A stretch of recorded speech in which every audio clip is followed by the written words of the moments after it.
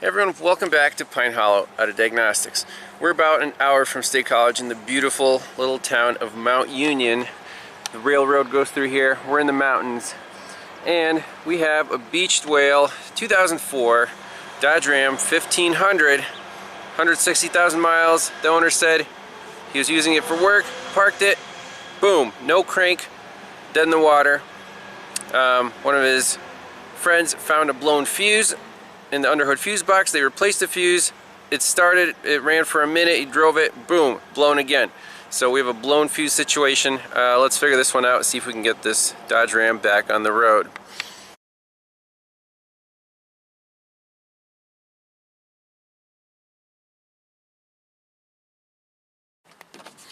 Alright, first let's verify the customer complaint. So key on, we don't see a check engine light, there's no prindle, no crank. Okay, the check engine light just came on right there. I'm not even going to try to scan it. It's going to be a No-Comm. Let's see which fuse the customer said was blowing, and we'll check that fuse. Alright, so under the hood, here is the fuse box. And the customer said fuse number 23, right there, 23, 15 amp, PCM skim. So let's see which one that is in the row right here, 23. So we start at 16, 17, 18, 19, 20, 21, 22, 23. So it's hot on that side and hot on this side. So right now, at the moment, the fuse is not blown, but the truck is still immobilized. Let's pull up some wiring diagrams and see where that fuse goes. And then this case study sounds a little familiar. I think we had maybe a year or two ago another 2004 Dodge Ram that was a similar situation, and I think we're missing power to the engine computer. But let's pull up a wiring diagram. Alright, so looking up powertrain management diagrams, fuse 23, here it says 20 amp for some reason. Chrysler diagrams from this era, there are a lot of mistakes, so keep that in mind. But that fuse, it looks like it's hot at all times, and it goes through connector C130 to connector C1 pin 29 fused battery power at the PCM. Now the other case study that we did, this was 3 years ago. It's called This Dodge is Dead, No Crank, No-Comm, and we're looking at exactly the same fuse. And you'll have to watch the video, so the problem there was a little different, but we have to check the same pin at the PCM connector, see if that has power. So let me find connector C1 pin 29. Okay, so at the PCM we're looking for C1 pin 29. Fuse battery power is going to be a red wire, and it's going to be the corner pin on the top connector. So let's go find that and see if we have constant battery power there. Alright, here's the engine computer. Top connector C1 pin 29. I have a back probe, or a piercing probe right there, and look, nothing on the test light. Make sure your test light works, so if we find a good battery source, test light should light up. So indeed we're missing fused battery power on that pin. For now, let's bypass it through an external fuse, make sure the truck starts and runs, and then we'll trace why this wire has no power. Okay, so now to my piercing probe, I have a 5 amp test light connected to battery positive. So this is going to be like a temporary bypass. That pin doesn't draw a lot of current, so 5 amp test light should be fine. Also, another bonus of using a test light is if there's a short circuit somewhere, this thing's going to light up bright and the truck is going to stall out. So let's see if it starts and runs. Alright, we're in good shape. We got the prindle, we got the check engine light, key off, key on, we got the fuel pump prime, and fire in the hole. Fires right up. So we're almost done. We have to go to this fuse box and check the wire coming out of the fuse box from that fuse. Okay, so on the wiring diagram, connector, see, fuse 23 comes out of the fuse box on connector C1 pin 13, and that goes to the PCM C1 pin 29. So at the fuse box, I'm measuring the output of that fuse. It's not blown right now, and we have good power. However, at the computer, we did not have good power. Why is that? Well, where does this wire go? I'm doing a visual inspection, the fuse box up. We have some rodent damage on some of the wires, but that's not the right wire. We're on this thin gauge red wire right here, and I'm looking at it and it doesn't seem to be chewed in this section of harness. Now let's follow it along. It goes here, here, across here. This connector right here is C130. And it goes through that connector and into the PCM harness.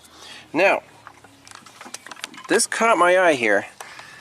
This AC line and the harness kind of just rubbing against it, and the owner said that he was driving over bumps and then something shorted out. Well, a quick visual inspection, did you guys just see that? Did you see my light just flicker right there? That's still connected to battery power.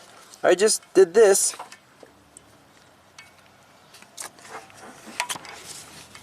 Right there. Look at that rub mark on the AC line. That is our wire, and there's a little bit of copper showing right there. Crazy. So that's why the fuse is blowing. Now my question is, why did we have no power here even though the fuse is still good? Is it possible that that rub mark, first it blew the fuse and now it has some green crusties and it's actually, the wire's broken? Let's pull on it, see if it breaks. Alright, so right at the AC line, I'm gonna pull on the wire that was rubbing, this little red one. So I'm pulling on it. Is it gonna snap? Nope, it's not snapping. You can definitely see where it was rubbed through. Right there, little copper strand showing.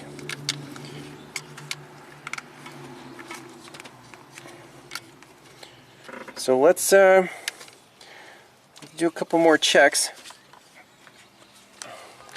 So we know with this test light, the pin 13 is hot, and now we'll move this test light to battery ground. Do those light bulbs light up there, Phil? No. So that's interesting. We had a short circuit, but now it looks like we also have an open circuit, even though that spot is still intact. Let me open up that harness a little bit and we'll do a couple more checks. Well, something changed. My test light's not lighting up anymore from that pin. My test light definitely works, and fuse 23, the 15 amp, is definitely good. So now this looks like exactly identical problem to the other truck. So how is it possible that we had a short circuit and now the fuse box isn't putting out any power on that pin? Well, maybe the extra current caused the fuse box to, fail in that exact same way. So what I'm going to do now is do the bypass right here through my big test light, and we'll make sure we have power over there. We're going to fix up that wire, and then we might have to modify this fuse box just like we did with the other truck by jumping another fuse power to the PCM wire. Okay, so the big test light now is going from battery positive to this wire that feeds the PCM. That's coming from fuse 23. And with the little test light to ground, sure enough, it's lit up. Now Phil, go ahead and disconnect the big test light. Just take that blue clip right off the terminal. Boom. We lost power, so that's a second failure on the same circuit. We had a short circuit and an open circuit. So I think we're going to modify this truck just like we did with the other one by tying, I think, pins 12 and 13 at the fuse box there, and we should be back in business. Alright, so in this corner, the harness repairs are electrical tape around the red wire. It was just a little pinhole rubbed through. I'm not worried, the copper's still good, so we just want to seal it off from the elements. And then I put a zip tie just to hold the harness up a little bit so it's not rubbing on this AC line. PCM's plugged back in, so we're done over here. Let's go to the fuse box. Alright, at the fuse box, we're going to tape up a couple of these chewed wires. Again, the copper still looks fine. And then I want to basically jump pins 12 and 13. They're both fused circuits. This is what we did on the other truck, and I haven't heard anything back in 3 years, so that's still going strong. Let's just temporarily jump these two with the test light, make sure the truck starts and runs, and we'll finish the repair.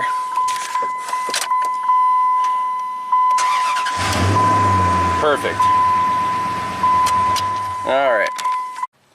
Alright, so to connect these two wires together, you want to strip back the insulation without cutting the copper. That's my favorite way to do it. So get your strippers on here. Do one wire at a time, obviously. Looks like an 18 gauge.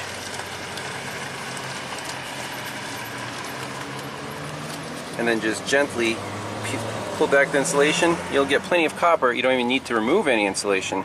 We'll do the same on the neighboring wire and then just solder these together. Alright, so now with both wires stripped, I just twisted them together right here. All we need to do is add a little bit of the magic solder with our TS100 soldering iron, which is still going strong all these years later. Heats up in about 10 seconds, 400 degrees C. We'll just heat up that joint.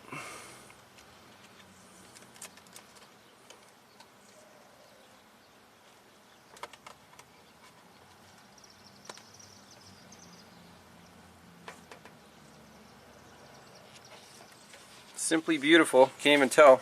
Put a little electrical tape on there, and we're done. Alright, final verification of repair. Everything's back together. Make sure this thing starts and runs. Sweet. What do you think, Phil? Another happy customer. Awesome, I love it. Alright, Ram's back on the road. Should be more reliable than factory. And that's it. We'll see you on the next one. Thanks for watching.